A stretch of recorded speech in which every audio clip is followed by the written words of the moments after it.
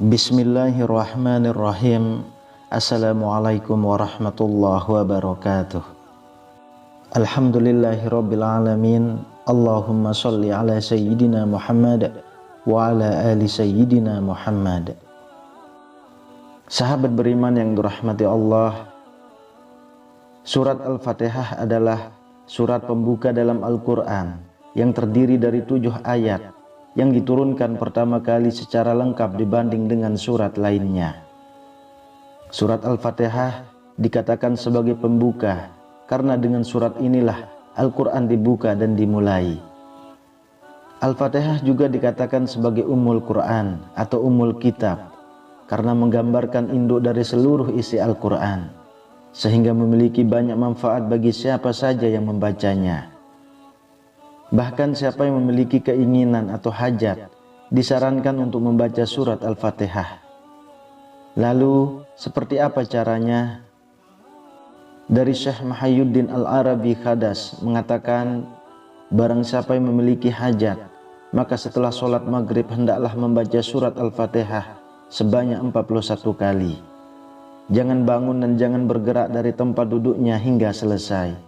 Kemudian berdoa kepada Allah dengan hajat yang dikehendakinya. Selama hajatnya baik, maka insya Allah akan Allah kabulkan, karena amalan ini teruji kemujarabannya. Sebab jika Al-Fatihah diamalkan setelah sholat, maka semua hajat akan dipermudah oleh Allah, dan itulah keajaiban surat Al-Fatihah. Surat Al-Fatihah ini memiliki banyak keutamaan sehingga dikatakan sebagai Ummul Kitab.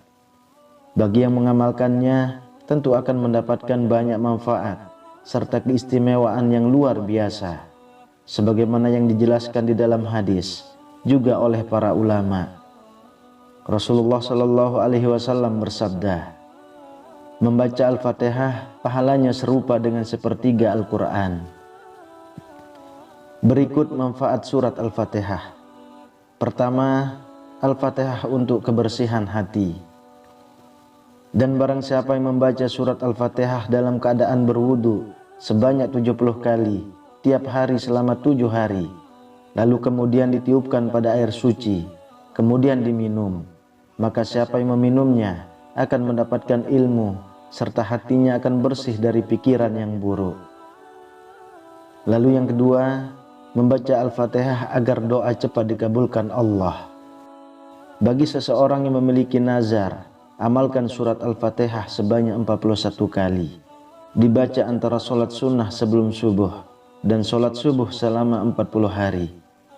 Lalu mintalah kepada Allah, maka insya Allah akan dikabulkan oleh Allah apapun hajatnya. Yang ketiga, Al-Fatihah untuk keselamatan dunia akhirat. Serta barang siapa yang membaca surat Al-Fatihah, Al-Ikhlas sebanyak 3 kali, dan Al-Falaq juga An-Nas, maka akan selamat tidak hanya di dunia tapi juga di akhirat kelak. Keutamaan Al-Fatihah dan basmalah. Barang siapa yang mengamalkan surat Al-Fatihah yang dibarengi dengan bismillah di antara sholat sunnah dan sholat subuh secara istiqomah, maka insya Allah doanya akan dikabulkan. Yang keempat, Al-Fatihah untuk kesembuhan, pelunasan hutang, dan memiliki anak yang berbakti. Dengan izin Allah, bila mengamalkannya maka bila sakit akan sembuh. Jika memiliki hutang, maka akan sanggup membayarnya, dan jika memiliki anak, maka anaknya akan menjadi anak soleh dan solehah. Yang kelima, Al-Fatihah untuk kelancaran rezeki.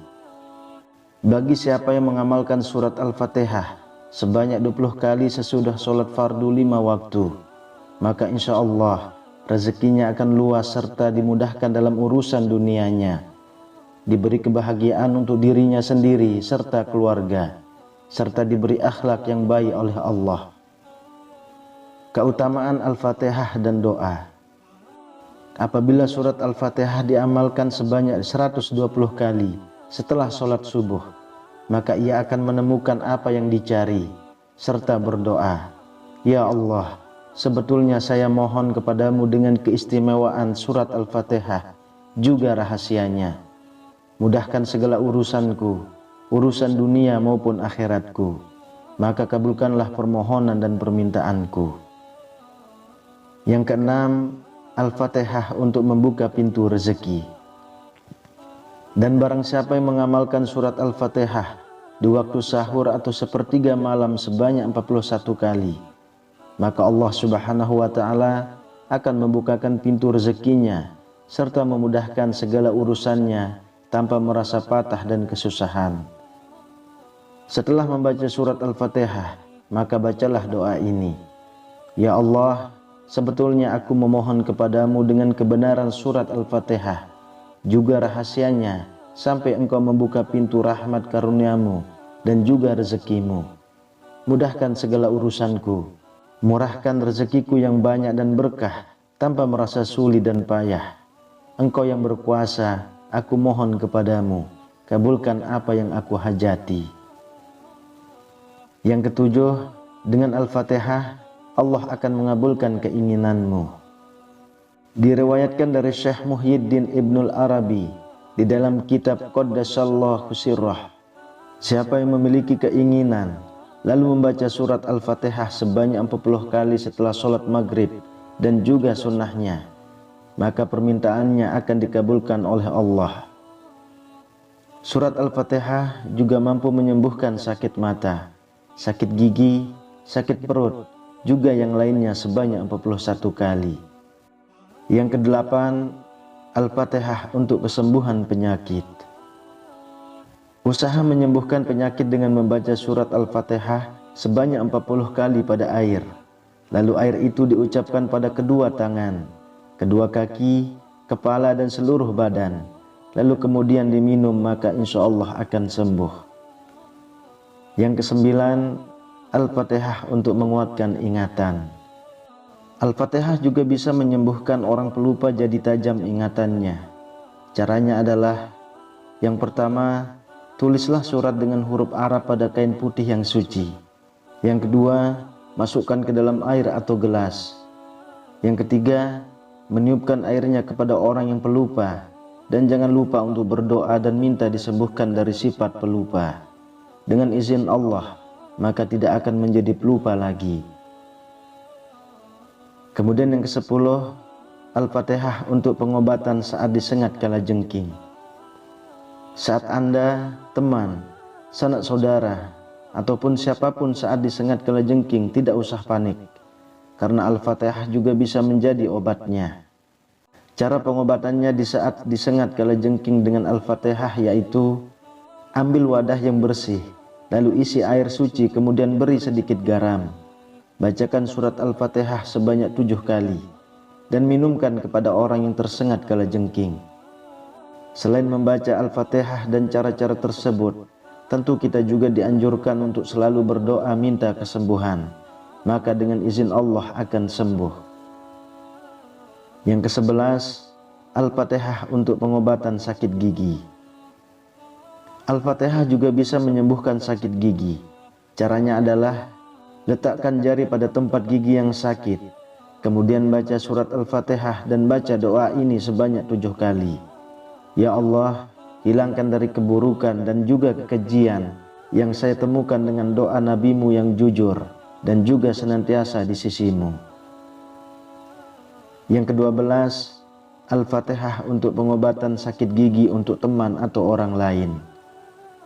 Selain untuk kesembuhan diri sendiri saat sakit gigi, Anda bisa mengobati sakit gigi orang lain dengan Al-Fatihah. Berikut caranya. Baca doa ini sebanyak 7 kali. Ya Allah, hilangkan dari keburukan dan juga kekejian yang saya temukan dengan doa Nabi-Mu yang jujur dan juga senantiasa di sisi-Mu. Lalu tiupkan ke arah gigi yang sakit. Kemudian yang ke-13, Al-Fatihah untuk pengobatan mata rabun. Al-Fatihah juga bisa menyembuhkan kelemahan pandangannya. Al-Fatihah juga bisa mengobati penyakit mata sesuai dengan sabda Rasulullah SAW. Barang siapa yang ingin menyembuhkan kelemahan pandangannya, kabur atau rabun, maka harus dilakukan. Yang pertama, memandang bulan pada awal bulan. Jika tidak terlihat atau terhalang oleh awan dan lain-lain, maka lakukan pada malam kedua. Juga tidak dapat, coba pada malam ketiga, atau begitu seterusnya sampai nampak terlihat bulan itu. Yang kedua, apabila telah nampak, hendaklah ia menyapukan tangan kanannya ke mata dengan membaca Al-Fatihah sebanyak 10 kali. Sesudah itu mengucapkan pula sebanyak 7 kali doa ini.